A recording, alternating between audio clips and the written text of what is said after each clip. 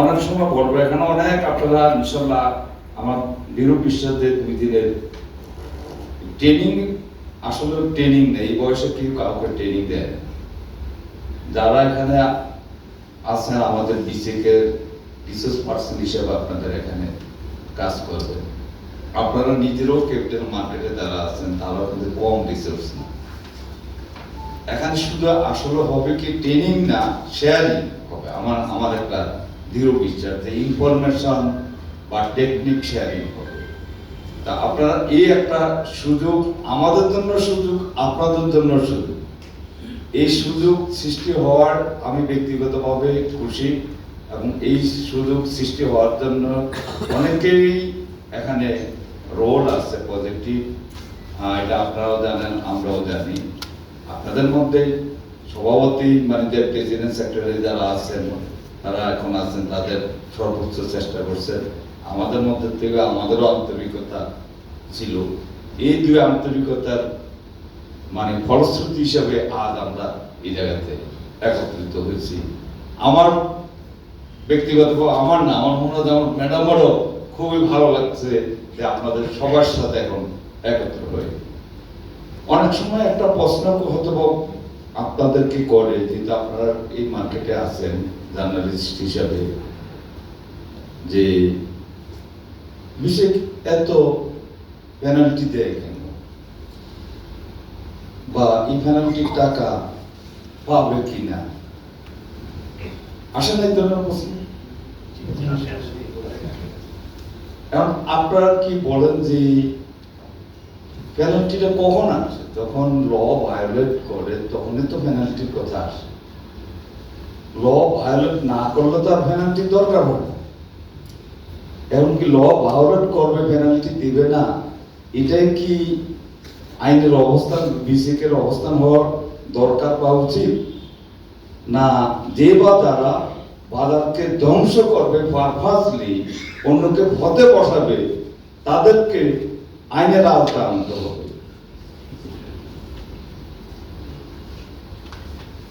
কি বলেন আপনাদের? একটু চুপ হয়ে আছেন।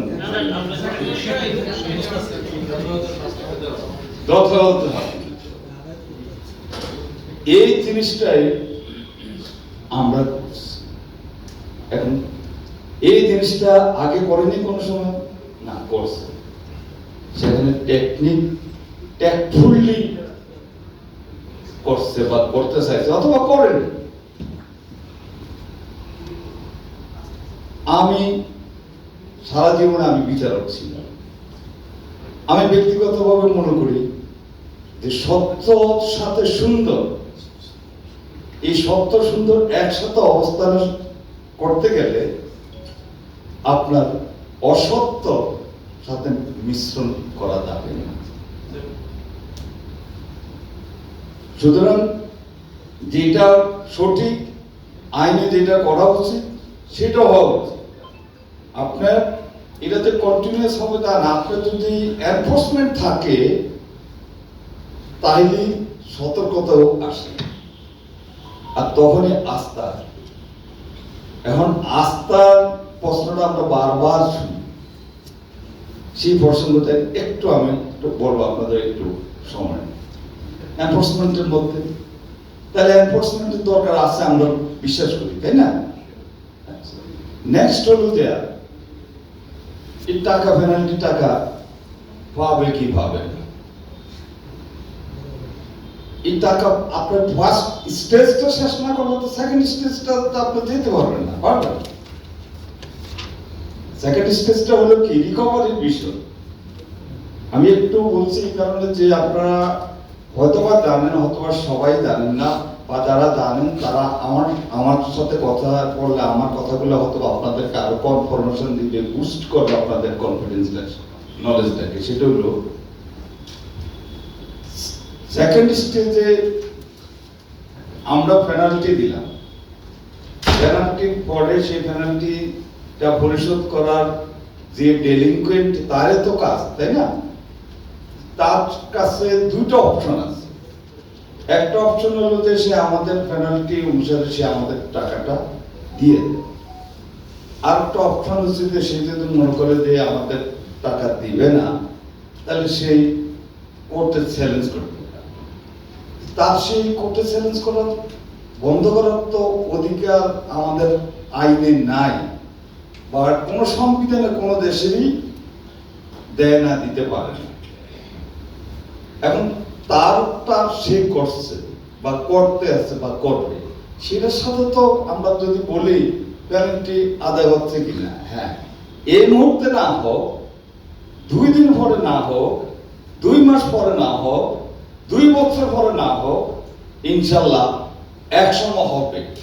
আপনি হয়তো ডিলে করতে পারেন, কিন্তু আমি দৃঢ়ভাবে বিশ্বাস করি ফ্রাস্ট্রেট করতে পারবেন না, ডিবেট করতে পারবেন। সুতরাং এখন ডিলেটটাকে যদি আমরা যদি বড় করে দেখি যে এই মুহূর্তে ক্যাশ না কেন, এটা তো দেশের লিগ্যাল প্রসিডিউর না। আমি আপনাদের বুঝাতে পারছি? এই গেল এক। দ্বিতীয়ত হলো যে অনেক সময় বলা হয় যে কনফিডেন্সের কথা। কনফিডেন্সের বিষয়টা আমি কিন্তু আগে বলে দিই যে আপনারা এখানকার মার্কেটের লোক সবাই কনফিডেন্স যে কোন সময় কোন বিষয়ে কার উপর কখন কিভাবে হয়, এটা আমি কোন ব্যক্তি নিজেও জানে না নিজের উপরে যে আমার কনফিডেন্স কখন কার উপরে কতক্ষণ থাকে। আপনি বলতে পারবেন কেউ বুকে হাত দিয়ে, আমি বুকে হাত দিয়ে বলতে পারবো যে এই মার্কেটে ক্ষতি করার জন্য আমার একটু কোনো নেগেটিভ ভূমিকা নেই।